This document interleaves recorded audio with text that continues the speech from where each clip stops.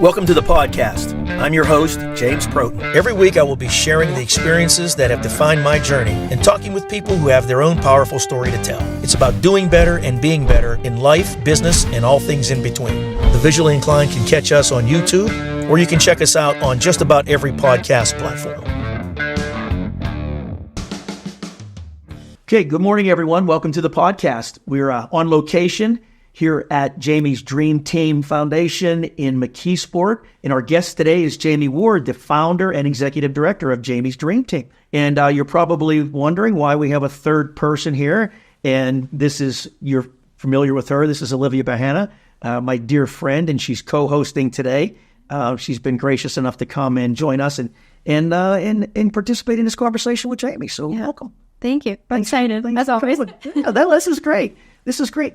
So, Jamie, you have a very multifaceted story, one that is really not easy to just kind of break apart. So would you be so kind as to just kind of start at the beginning, right? You were diagnosed with a very complex birth defect that has impacted literally every aspect of your body and your life. Can you explain V.A.T.E.R syndrome to us? So I was born with the V.A.T.E.R syndrome. I've had over 45 major operations since birth. 45? Mm-hmm. And have been sick pretty much my whole life. Plus, I have a rare blood disorder where my spleen eats all my red blood cells, which is called hemolytic anemia. So my throat and esophagus was connected as one. My colon was done in my body. So I have some issues with that, some renal issues, pretty much you name it in it. And I mean, and it's even structurally with your physical skeletal structure. There's been issues with your back, with your spine. Yes. And can I ask how old you are? 35. So you've had 45 surgeries and multiple medical procedures in 35 years. Mm-hmm. That's I mean, how did that impact your childhood? I mean, you know, growing up, going to school, and just really just kind of like fitting in as a child. I missed a lot of school, but it ended up, as I got older, it ended up being a benefit too, because I had fun with it. I was able to skip and say names, but kids find a way around things. Yeah, it was interesting. But needless to say, it was hard, but we got through it. And a big thing that, my mom never treated me any different than my sister. I made a sick, but I was the same as my sister, so I got punished the same. Everything was the same. So needless to say. How did you feel about that? Did you feel like you should have been special because you were sick? Nope. So that turned out, that's a good thing. Absolutely. And if you do that, I believe when you are sick as a child, you have to treat your kids the same. And nobody else will treat them different. Mm-hmm. And you're not in nobody's in the weekend. Well, it's hard enough, when you're a child and you're different. That's the hardest thing in the world for a child, is to be different from everybody else. Mm-hmm. So you certainly don't want to be treated different. Your mother that was a pretty wise thing to do. I mean, I had a lot of, things that were different, but one thing was that I couldn't eat peanut butter. Really? I couldn't eat hot dogs. So everyone knows hot dogs and peanut butter, and I had to not eat hot dogs and peanut butter. And even to this day, if my husband will have a peanut butter sandwich or something, or I'll be making Daisy, my daughter, loves peanut butter, and I'll be like, hey, can I taste that? And but my dad did give me a hot dog one time. Oh, is that right? Freaked out. Yeah. It's freaked out. It's the little thing. Yeah, people don't think about it. Yeah, that's dad's job. That's the cool thing about being dad and grandpa. You get to break you're expected to break the rules. He breaks the rules. You have hot dog. Let me tell you. And you started the foundation, Jamie's Dream Team, at 18, is that right? 17. Mm-hmm. So what led to that decision? How did you come to that? I was being very sick, going into the hospital for surgery, and knew I wanted to help other people. And I said, if I make it, we got to help them. And we did. So you're sick and thinking about helping other people. Mm-hmm. You mentioned, you're a wife and a mom now. Okay, we talk about the foundation in a minute, but your journey to motherhood and it was kind of unique and not without its own peril and ups and downs. Can you walk us through a little bit of that? I know you just told Olivia and I that whole story, but I'm going to ask you to tell it again. Well, I didn't get heavy. I Didn't get any, but I did. no morning sickness? No morning sickness, but I was on steroids at the same time. Were you? Yeah, because I had a gestational carrier dazing. So I had to go through an in-utero and have her, another woman carry her. But while she was pregnant, I was also on steroids. So it was like, wait a minute. Hold on. But no, yes, I did. I had to have a gestational carrier, and it was quite interesting. It was a blessing, a true blessing. Tell us a little bit about it was an emotional roller coaster. Tell us a little bit about the up of the roller coaster. What was the blessing in your mind? The blessing was that I found a woman who was generous and kind and so giving and loving to be able to bless me with the baby. Because, otherwise you wouldn't have been able to have a child. Otherwise, I wouldn't be able to have her. That's amazing because, that's not something that I ever think about. I know it's a thing, but I never really thought about the process and how that would go about. How did you find her? Facebook. On Facebook? Was in a Facebook matching group, and that's where I found her. Interesting. And she's Western Pennsylvania. You didn't have to go anywhere. No, we didn't go anywhere. So what's the dip in the roller coaster? Tell us a little bit about the negative, because nothing's all good and perfect, right? There's always a downside to everything, and the emotional side was the negative side would have been the emotions. The fact that here's this woman, I can't carry my own baby. I didn't want to have a baby shower because what if something were to happen? And it was hard. It was hard knowing that I couldn't carry my own baby mentally. What other people would think. On top of that, would this baby love me? Would she think that I was her mom? Would she be missing something from Christy that I couldn't give her? And the night that she was born, I wanted to give her back to Christy. And it was rough. And it was hard. Mm-hmm. But then now she is my within days, obviously. She was my everything. Yeah. Hours, I would say. But they immediately gave her to you. Right? They did. They were in the delivery room. And they immediately gave her to you. So when we were in the delivery room, they put, the baby was born. They got everything going, put her on me, and we rushed out of the room. And that was that. And I felt horrible. I felt like this girl just did this. Spent 9 months carrying this baby, gave her life, and now we took her. We just took her away from her, and I felt absolutely horrifying for that. But then they told me that I needed to bond with her. Like, she needed me. She needed to know that I was her mom. Sure. And it was just difficult. And that's all I kept thinking. Like, I got to go back and take her to see Christy. I got to show her to Christy. And it was horrible. Like, it was a horrible thing to go through, I guess. And now, like I said, we'll look at, like, I follow Christy on social media, and, like, I'll, like, scroll past her picture, her face, and I'm like, Daisy. Or we'll say something, and she'll like, oh, look at that girl. Daisy's met her once. Mm-hmm. And when I met her, when she met her, I thought, oh, is she gonna know who she was? No, not a clue. I was like, thank goodness. Sorry, Christy, but thank goodness she don't know you. That's powerful because it's. Did you feel during the pregnancy that you were just like watching a movie or something, like watching somebody else's life that wasn't you? How did you get in your head that that's your child?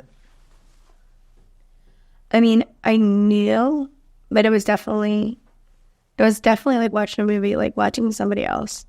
So many things are out of your control. It was all out of my control. Mm-hmm. You can only tell somebody what to do, what not to do, without feeling like they're a prisoner too. Mm-hmm. And I'm not that person. Like, I'm not an aggressive person. So it would be like, it was wild. It was like really crazy. And then a girl that works with us, who I met through all of this, she works with us now. She was going through surrogacy at the same time. Really? So we were going through it together. She was just a couple way more steps behind than I was. Mm-hmm. But like, we definitely share a wonderful bond. That is awesome. And you connected with the surrogate as well. You had said that you had a really good feeling for her when you met her. Oh, yeah. Like, her and I immediately hit it off. And it was amazing. So you've been through so much, and I relate to that because I've been through so much as well. And hearing about everything that you've been through, like, I was wondering, because of Jamie's Dream Team, like, did you ever have a wish? No. So what made you want to get into this and grant wishes for other people? So when I was young, I always gave all my stuff away. So like like how I did things in the hospital and so on and so forth. Like, I was always just giving a lot and help other people. So I started my foundation just wanting to help other people. That's so special. I remember when I had a wish when I was sick, when I had cancer, my wish was to meet the princesses. So, I mean, I was only 5 at the time, and that was a big deal. You know, these princesses, I wanted to meet them so bad. That was my wish, and it was so special to me. I went to Give Kids the World. Do you have any stories or anything that, you know, stick out to you like that are like extra special, or wishes you've granted? Okay. Things. Yeah. So honestly, every family that we help has impacted me in some way or another. And these families aren't just a number to us. They are a family. We help them through everything that we can. You know, some leave. We never see them again. Yeah. But some, we've been there through the great times. We've been through the bad times. Mm-hmm. And it's just incredible. That's so special because you create a bond with these people. Absolutely, we do. And I know that the people who granted my wish, like, we're still in touch, like, because they were something to me, and it's so important. You know, you never know when you'll inspire somebody, and I stand by that. I mean, you never know what you could do for somebody else, and that's so important that they're not just a number to you. I think everything is so much more special when it's on a small scale, because you do get to have that special relationship with people and really get to know them. And it's unbelievable how, you know, doing this, like, you see different things that people want. And wow, like, YouTube, who would have thought that YouTubers are more popular than celebrities? We just took a young boy to Dallas, and he wanted to meet Leon Hart. He's a Pokemon YouTuber. And this man literally put his whole heart into this kid's dream. He set up hours and hours of fun, and not only just to meet him, like, he could have been like, hey, hi, here I am, bye. No, he set up shopping sprees for this kid, gaming, Pokemon reveals, you name it, and this man poured his whole heart into this kid. That's really cool. And it was so special. Yeah. Like, it was truly, absolutely incredible. And this kid was so sick. But, like, he was so happy. You know, like, he was unbelievably happy just to be there. I mean, he was sick. He was really, I didn't even think that he was going to be able to go that day. Wow. You know, recently, we started football league. So we're with this football league, and I walk into this meeting the other night, and this gentleman walks in, and his face, if you would have seen his face, it was like, I can't even tell you. And he was stunned. He was like, I'm so honored to meet you again. I'm like, oh. Come to find out, we did his sister's wedding. Wow. We took them to Florida, and there was probably 50 people, and we took everybody to Florida, took them to Disney World, and did had the wedding for his sister. And he said, "You have no idea how much you impacted my family." That's wrong. It was an absolute, and we sat and we talked for hours, like, just about his family and, like, things that have happened, and his sister ended up passing away shortly after the wedding. But, like, just, like, the things that went into that dream, and, to make that happen. And a lot of the things we do is rushed. So, and I am not just, I'll talk to you on Monday morning. We are here 24 hours around the clock. So we're answering messages, we're talking, and if somebody needs something in the middle of the night, we get up out of bed and we go and we do it. Okay. Sort of like you? Yeah. We're not on the same schedule. Yeah. Schedule. Yeah. Yeah, that's... We're on the same schedule. Yeah. Go ahead. Oh, I was just going to say, it's so special that these people have you guys because you're in it for the right reasons and you really care. And that's such a special and rare thing in these days. Somebody asked us the other day, what are your hours? 24. Yeah. Like 44 hours. Yeah. Wow. That's amazing.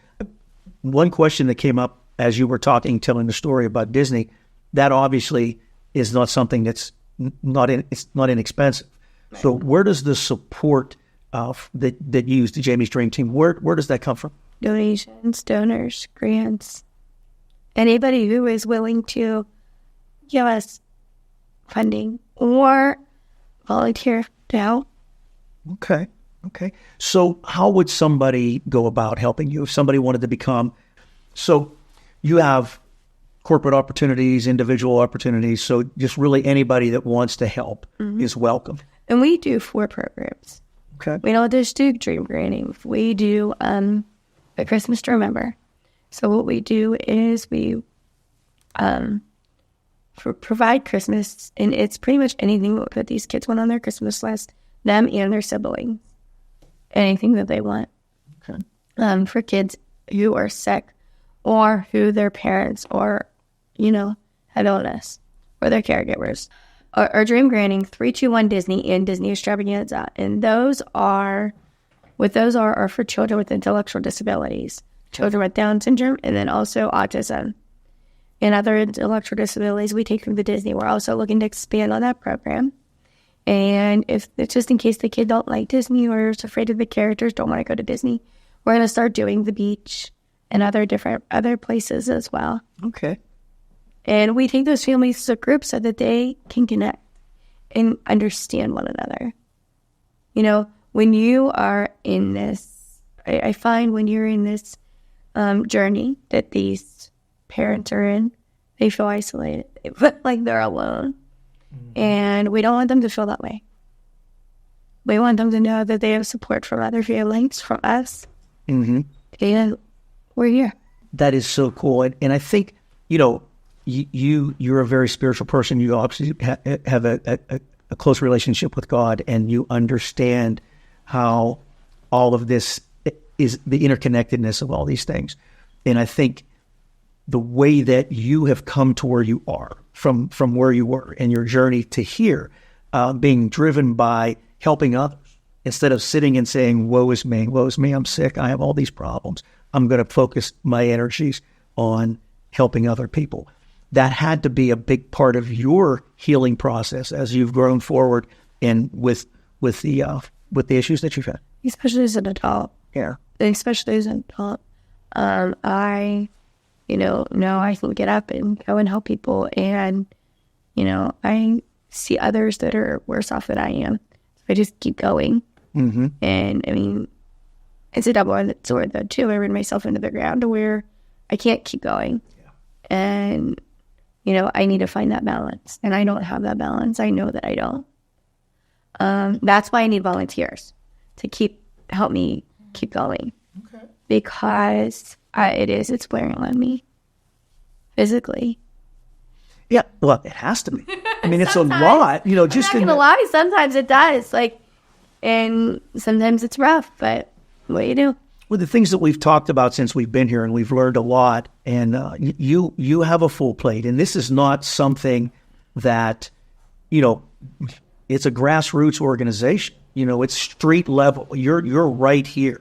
It's not, you don't have a corporate structure behind you to backfill those gaps. You have to do that yourself. Daisy, look what's going on in here. Hi. Say hi. How are you? Come here and Say say hi to our new friends. So you're Daisy? I love your. Let me see. What princess are you? You're right. Look. Can you say hi to our new friends? Hello. This is Olivia, Hi. and I'm Jim, and this is Nick. Say hi. Is this? We came here to talk to Mommy. Yeah. How are you? What are you doing today? You're hugging your mommy. Well, that's awesome. Okay, so closing thoughts. What would you like the audience to take away from this about Jamie's dream team? Never give up. Don't ever give up, and don't ever think that you're alone in your journey, because somewhere out there, someone's feeling the same thing. And nobody is perfect. Nobody's life's perfect. Whether you look in a glass window and you see, oh, all these people are sitting at the table, everybody has a problem. True. No matter who it is, they're going through an issue. So don't ever think that you're alone. Everybody always seems to think that, like, oh, I'm in this by myself, or nobody gets it. Yes, people get it, or nobody's perfect. And what do we always say, Daisy? It's not what? The end of the world? It's not the end of the world. No. I always tell her that. Because it's not. It's not the end of the world. Nothing's in the world. Well, you wake up in the morning, God wakes you up, opens your eyes, and you're blessed with another day. That's right. So you make the best of it. And this is what you're doing is going above and beyond that. And I wanted to say thank you for what you do. And, your tireless devotion to people who are struggling and otherwise might slip through the cracks.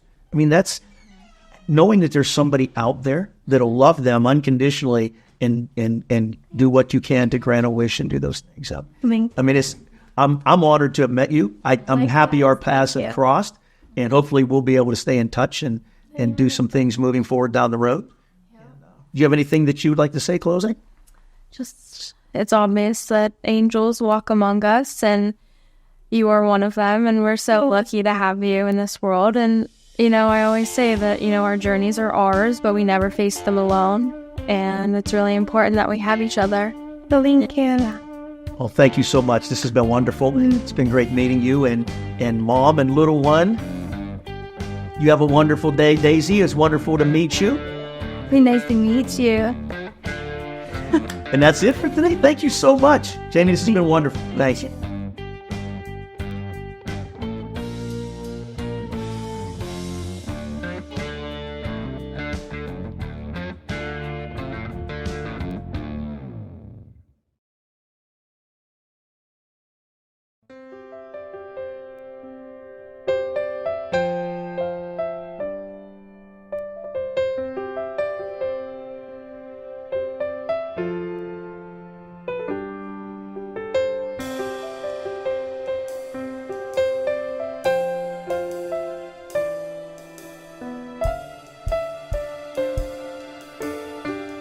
Making their dreams come true. At Jamie's Dream Team, it's the next dream that is our most important one. It only happens because of great people like you.